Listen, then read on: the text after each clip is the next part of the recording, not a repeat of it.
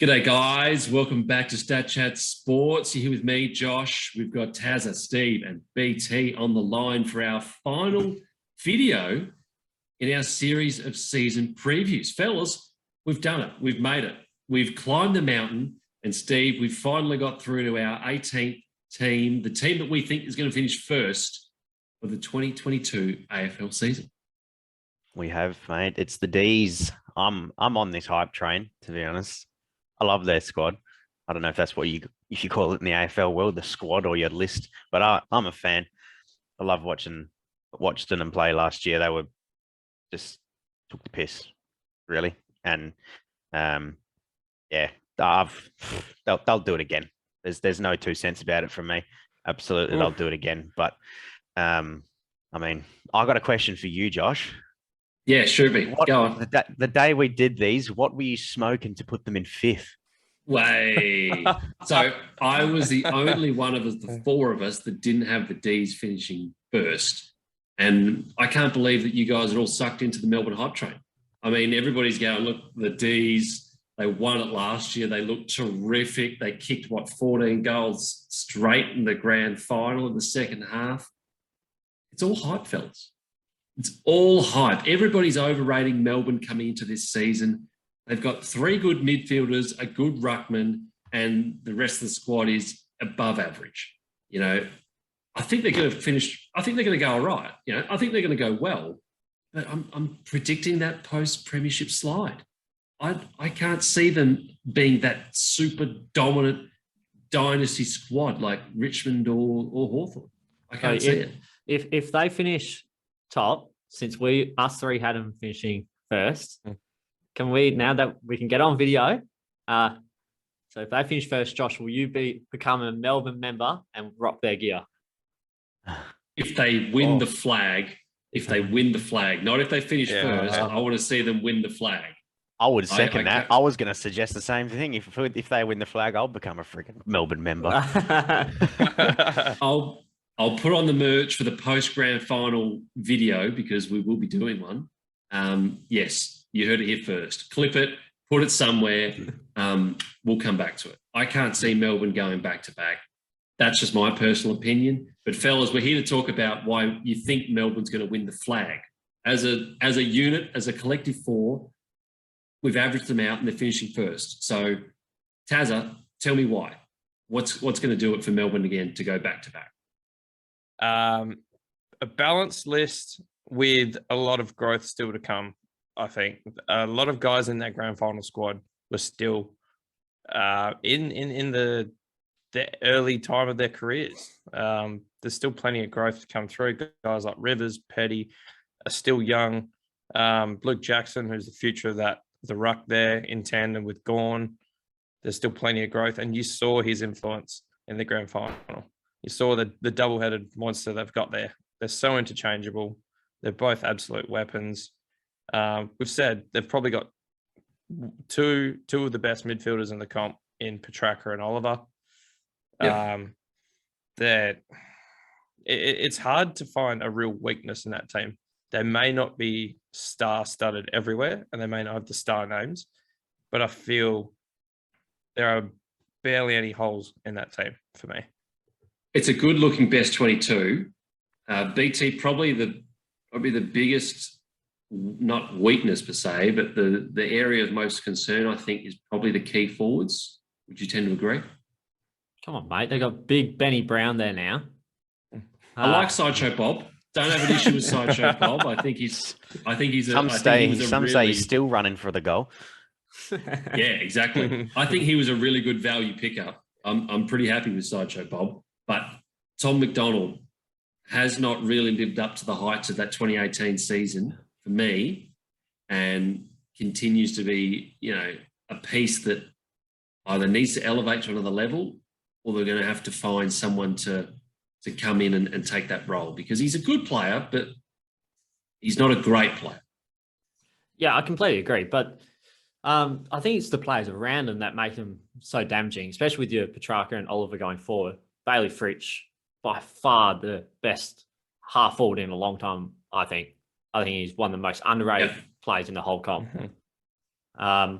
But then you've got, you pick it, Gawn, when he floats down there, look at him in, was it the prelim when he kicked 5? Was it 5 he kicked?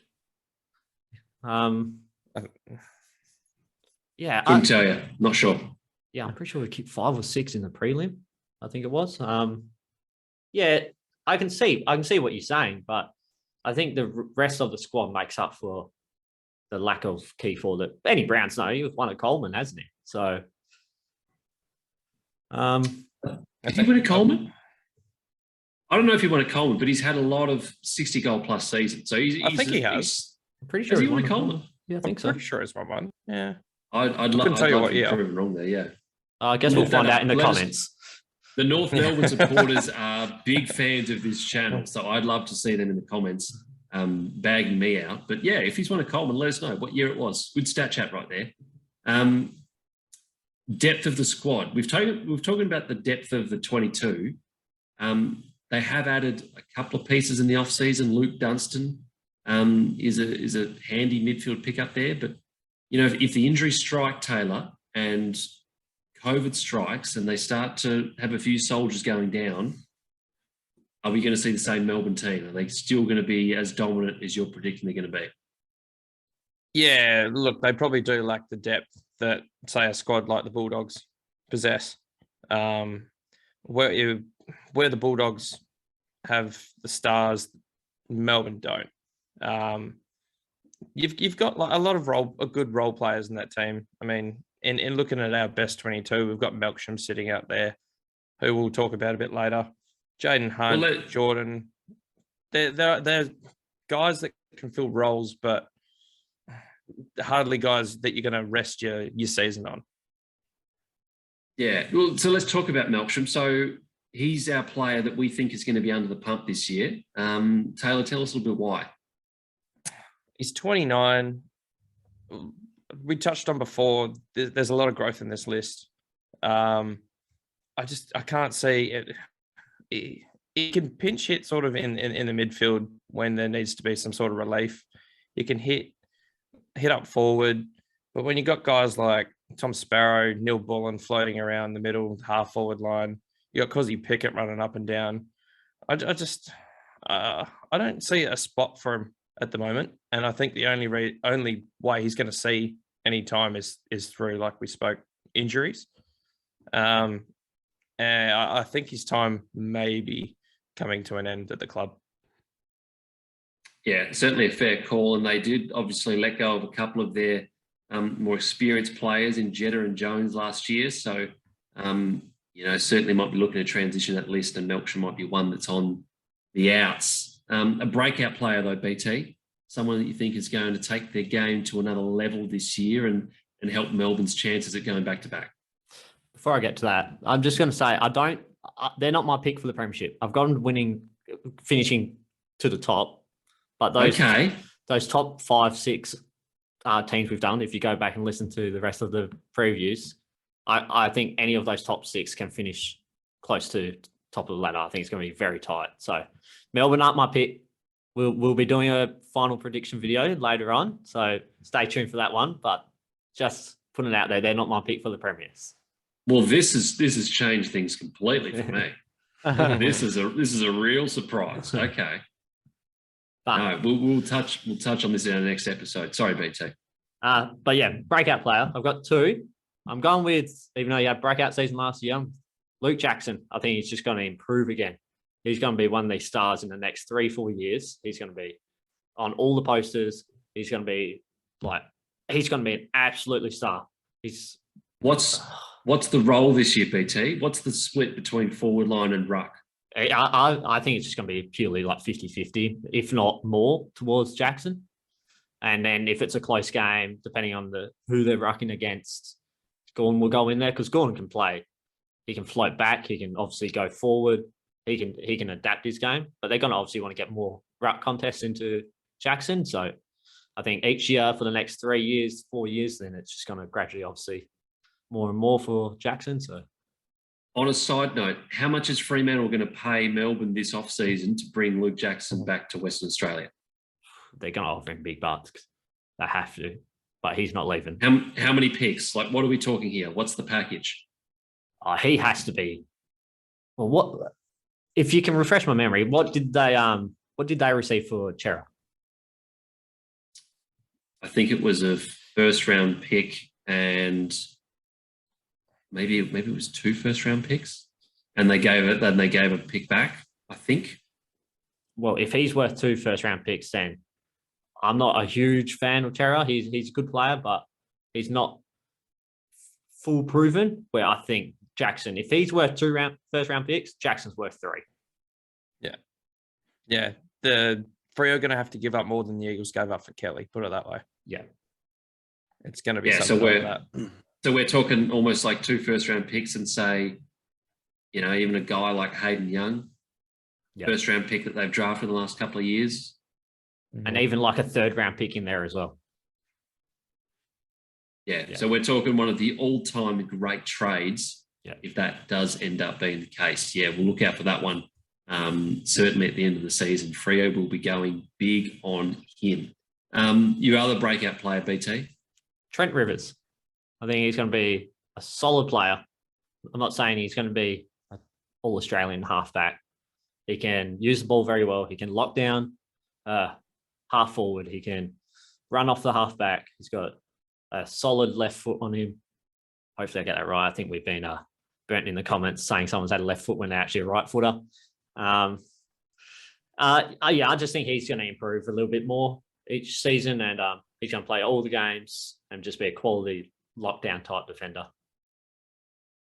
And Steve, so if Rivers isn't an all-Australian player, how many all-Australians do you see coming from the Melbourne team this year? Oh, where do you start? What's the over-under? What's the over-under here? I mean, last year I think they had 5 or 6. I think you could probably go the same again, maybe roughly around that. I think the midfield 3, Petrarca, Oliver, and Viney, are just about a shoe-in, especially Petrarca and Oliver. Gorney as well. He's probably a shoe-in as well. I reckon Bailey Fritsch could make a push this year. Yeah, for sure. Yes. I'm a fan from what I saw in the grand final. He absolutely tore it up. So he'll probably do it again. And then up back, Jake Lever, Salem, I'm a fan of as well. I like the guys that can really push off half back and just sort of get on their bike, and he's a bit like that. So what did I name there? About 5 or 6. So Stephen May. Yeah, another one. I don't know when the selectors come to choose a squad whether they go, okay, we've got maybe too many from one club, so we'll sort of share it around a little bit. But if they do the double and be as dominant as they were last year, then they've got every right to own half the squad. Maybe not quite, but you get my vibe. Yeah. Mm-hmm. Well, look, if you think Melbourne are going to be as dominant as they were last year and finish first, we want to hear from you in the comments below. If you disagree, if you've got an alternative flag pick like myself, let us know in the comments. Look, if you've been watching through with all of our season previews, big thanks to you guys out there for tuning in and watching us as we preview all the AFL clubs in the lead up to the AFL season. We're going to have a couple more videos coming out before the season starts next week, so make sure you stay tuned for those. And of course, we're going to be putting out AFL-related content as well as all different types of sports content all throughout the season. So if you like that, make sure you subscribe to stay up to date with all the latest content from Stat Chat Sports. Fellas, nice work. We've done it. We've made it. We can relax. We've got there. Nice work. We'll see you in the next video. Cheers, guys.